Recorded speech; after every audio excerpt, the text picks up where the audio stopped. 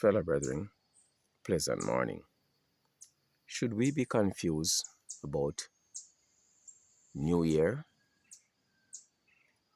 Is it wrong for you to say Happy New Year or to speak concerning a new day? No.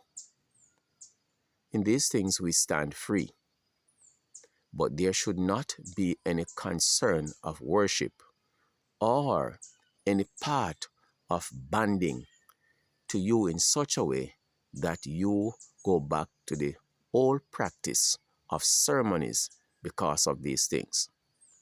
So how are we supposed to approach them? It is in Colossians chapter 2, Jesus make it plain that in this we have been given the freedom, Paul writes, through Jesus Christ. In him are hidden all the treasures of wisdom and knowledge. That is verse 3. And verse 9 says, for in him dwell all the fullness of the Godhead bodily. And verse 10 says that we are complete in him. So we are complete in Christ. Following verses from verse 11 tells us that we should not follow the legalistic ideology and concept as that which has been given in the time of the Mosaic law. Since we are complete in Christ, Christ has wiped away all these practices and they have been conquered through his blood. So we stand free from all principalities and all powers in these things. He says, therefore, verse 16, let no one judge you in food or drink or in regard of festival or of new moon or of Sabbath, which are a shadow of things to come, but the substance is Christ. So remember, Christ is the substance of all these things. These things were shadows. They were pointing to, there were promises in them that were pointing to what would have happened. So Christ has come, he had died, and he has taken all these things out of the way, and he has given us freedom. In Galatians chapter 5 verse 1, we have been told that we should stand fast in the liberty which Christ had made us free. This liberty is the same principle given in 2 Corinthians chapter 3:17, that we who accept Christ, the Lord, who is the Spirit of God, according to John chapter 6, verse 63, the word that was spoken, Jesus Christ, John chapter 1, the word is spirit and it is life. So when we stand in Christ, we receive what? The nature of God, the Father, and we receive the life that was lost by Adam and Eve. This life is the divine nature of God. So how do we become right with God? As Abraham was, Romans chapter 3 and 4, Galatians chapter 1 and 2, we become one with God, Galatians chapter 3, through Jesus Christ, not through ceremonies and through practice of symbols. As a matter of fact, in Galatians chapter 4, verse 10, Paul make this statement.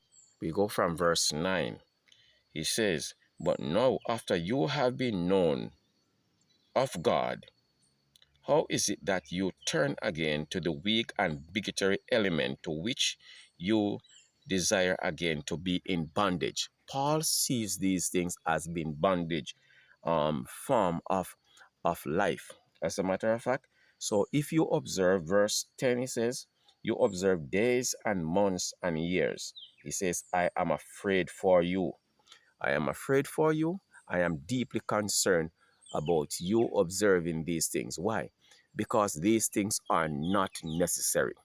So don't let anyone drive you to the celebration of new moon and full moons and the celebration of Sabbaths and feast days, because these things are not necessary anymore. Christ is the fullness of them. In Hebrew chapter 8, we understand in the last two verses, they were old and ready to die. They were ready to decay. They have their time and their service of time was up, according to chapter 2 of Colossians, when Christ died on the cross. Therefore, the substance of all things is Christ. As you have read in Hebrew chapter 12, verse 6, now faith is the substance of things, hope for the evidence of things not seen. What is that substance? The substance is Christ. That faith is Christ. So what? By grace are we saved? Through faith, through Christ, not of ourselves, not of our works. It is only through Christ that we are made just and right with God. Galatians chapter 2 and verse 16. No, knowing that a man is not justified by the works of the law, but by faith in Jesus Christ. Even we have believed in Christ that we might be justified. So Jews and Gentiles alike, again, Romans chapter 3, everyone have this opportunity to become righteous through the faith of Jesus Christ. As Abraham through the faith of God the Father, so are we through the faith of Jesus Christ the Son. John 3:16. For God so loved the world that he gave his only begotten Son, that whosoever believeth in him, not those who practice feast day, not those who practice holy days, not those who give themselves into ceremonies and rituals, but those who believe in Christ, that Christ have come to take away our sin, are being justified. So, brethren, let no one confuse you for this time around. If you want to shout Happy New Year, shout it. It is a new beginning. Every day is a new beginning. But the principle applied, don't be carried away into the festives and the symbols and the service of worshiping moons and days and years, because these things have no more value. May God bless us as we allow the divine nature and righteousness of Christ to take full control of our days. Have a great moment. Have a great day. Have a wonderful time in Christ with our fellow men, even at this season. God bless you.